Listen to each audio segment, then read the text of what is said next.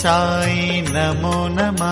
வணக்கம் நண்பர்களே, நான் உங்கள் Nithila Balaji, tarot card reader and astrologer. எல்லோரும் எப்படி இருக்கீங்க?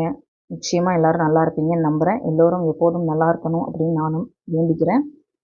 இன்று வியாழக்கிழமை நமக்கு சாய்பாபா என்ன சொல்கிறாங்க அப்படின்னு பார்க்கலாம். ரொம்ப நாள் ஆச்சு இல்லையா சாய்பாபா ரீடிங் பார்த்து. சாய்பாபா முதல்ல என்ன சொல்கிறாங்கன்னா, சொல்யூஷன்.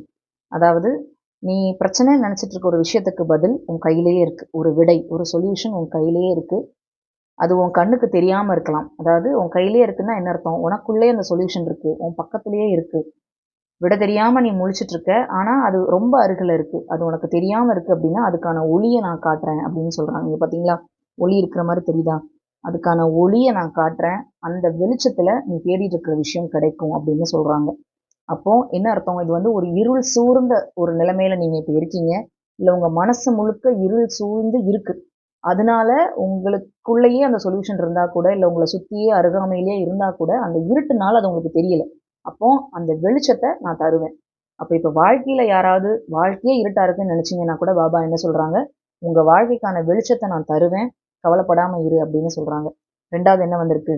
வீடு. உன்னுடைய வீடை முதல்ல நீ பாசிட்டிவாக மாற்று.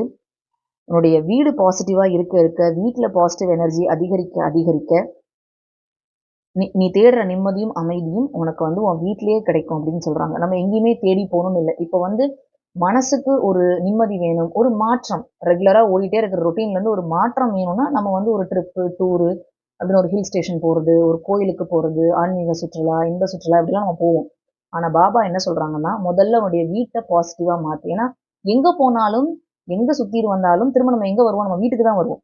இப்போ நம்ம வீட்டிலேயே பாசிட்டிவிட்டி இல்லைன்னா எத்தனை கோயிலுக்கு போயிட்டு வந்தாலும் திருப்பி வீட்டுக்குள்ளே வந்தோன்னா ஒரு நெகட்டிவ் எனர்ஜிக்குள்ளே போன மாதிரியே ஆயிடும். அப்போ வீட்டுக்குள்ளே பாசிட்டிவ் எனர்ஜியை நீ கொண்டு வரணும்னா என்ன பண்ணணும்?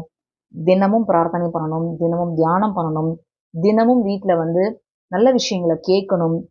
நீங்கள் வந்து உங்களுக்கு பிடிச்ச மந்திரங்களை ஒலிக்க விடலாம். ஒன்றுமே இல்லையா, வெறும் ஓம் அப்படின்ற மந்திரத்தை மட்டுமே நீங்கள் யூடியூப் போட்டிங்கன்னா ஓம் வந்துக்கிட்டே இருக்கும்.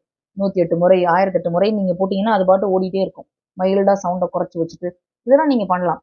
காலையில் சாயந்தரம் மட்டுமாவது ப்ளே பண்ணி விடலாம். இந்த மாதிரி நீங்கள் பண்ணும்போது நிச்சயமாக பாசிட்டிவிட்டி வீட்டில் இருக்கும். பாசிட்டிவ் எனர்ஜியை வீட்டில் கொண்டு வாங்க. அதுக்கு நீங்கள் இன்னொன்று என்ன பண்ணலாம் அப்படின்னா, ஒரு டப் எடுத்துக்கோங்க. ஒரு சின்ன டப் எடுத்துக்கிட்டு அதில் ஒரு அரை டப்புக்கு தண்ணி நிரப்பிக்கோங்க. அரை டப்புக்கோ 3/4 டப்புக்கோ தண்ணி நிரப்பிட்டு உங்களுடைய கை இருக்கு இல்லையா, உங்களுடைய உள்ளங்கை அளவுக்கு ஒரு 2 கைக்கு கல்லுப்பு போடுங்க. போட்டு வீட்டில் ஒரு 7 நாளைக்கு வைங்க. அதாவது இன்னைக்கு வைக்கிறீங்கன்னா அதை நைட் எடுத்து நீங்கள் வந்து அந்த பாத்ரூமில் ஊற்றிடணும். மறுநாள் அதே மாதிரி வைக்கணும். இப்படி ஒரு 7 நாளைக்கு நீங்கள் வச்சுட்டு வரும்போது வீட்டில் இருக்கிற பாதி நெகட்டிவிட்டி வந்து காணாமல் போயிடும். இது ஒரு சின்ன டிப்.